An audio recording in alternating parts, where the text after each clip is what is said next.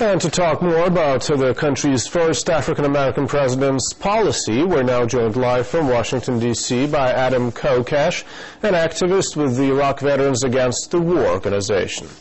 Hello, Mr. Kokesh. Thanks for joining us. Now, you've been at Obama's inauguration, as we know. Will the new U.S. administration actually bring the change, as they say?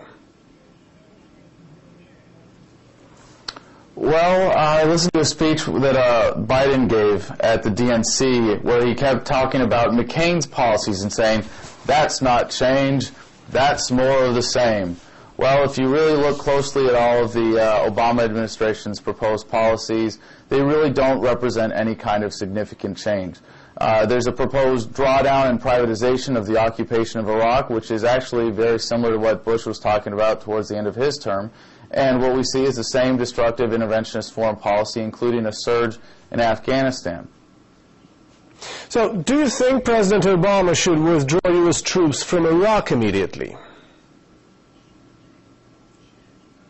Absolutely. But more importantly than the physical act of withdrawing the troops is the immediate ending of the occupation.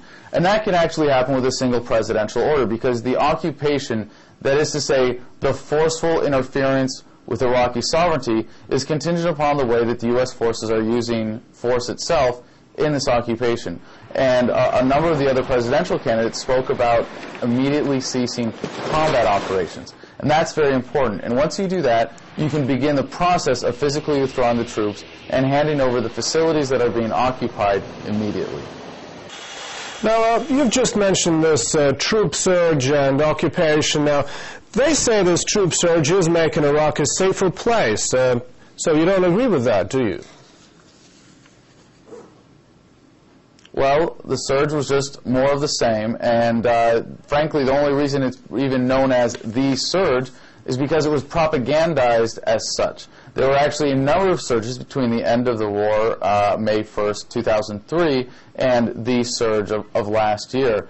And none of the increases in troop levels have done anything to change Iraqi opinion about the American forces over there.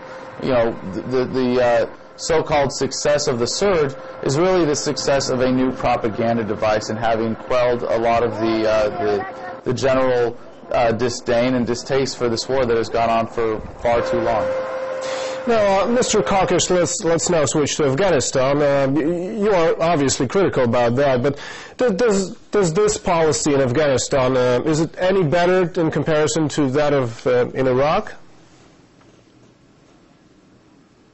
Well, I was talking to one of your producers. I think they asked about a winning strategy in Afghanistan. Is the surge a winning strategy?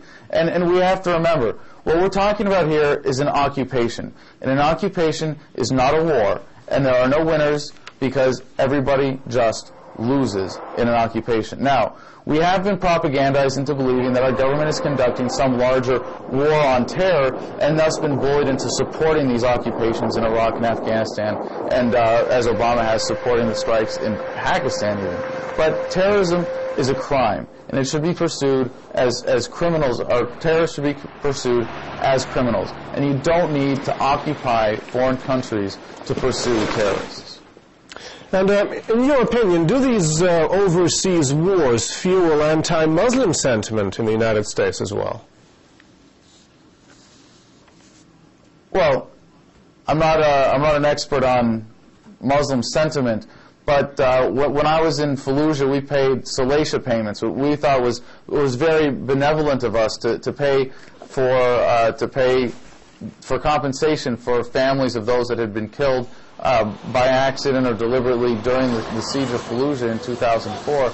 And we paid those families $2,500 for their dead relatives, compared to my automatic life insurance through the military, which was $400,000.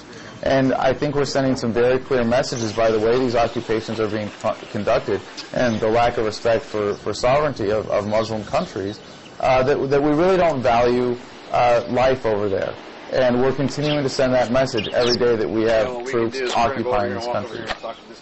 Apart from those wars in Afghanistan and Iraq, what do you think should be changed in U.S. foreign policy in general? Should Obama, for instance, make friends with Iran, a country that, as we know, has had hostile relations with the U.S. for almost 3 decades now? Well, speaking on my own behalf, the kind of real change that I'd like to see in our foreign policy is a return to the principles of our founding fathers in this country, and that is one of non-interventionism, or as George Washington himself said, trade and commerce with all nations and entangling alliances with none. And there's no more worse entanglement than occupation of foreign countries, which is, by and large what our policy is dominated by right now in terms of a strategy and sanctions and bullying other countries. But in terms of Iran specifically, we should seek, at least over the long term, to get back to a friendly diplomatic relationship in which we have free trade and commerce with them, as with any other country.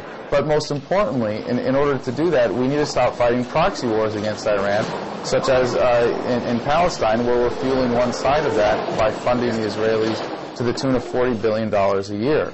Now, that's just speaking on my own behalf about what I'd like to see reformed in our foreign policy. But clearly, in Iraq Veterans Against the War, we're calling for an end to the occupations in Iraq and Afghanistan. I believe that those are really urgent, immediate reforms that can happen immediately and are a priority for us. Well, thank you very much for your opinion. That was Adam Kokesh, an activist with Iraq Veterans Against the War organizations. Thank you very much for your opinion, Mr. Kokesh.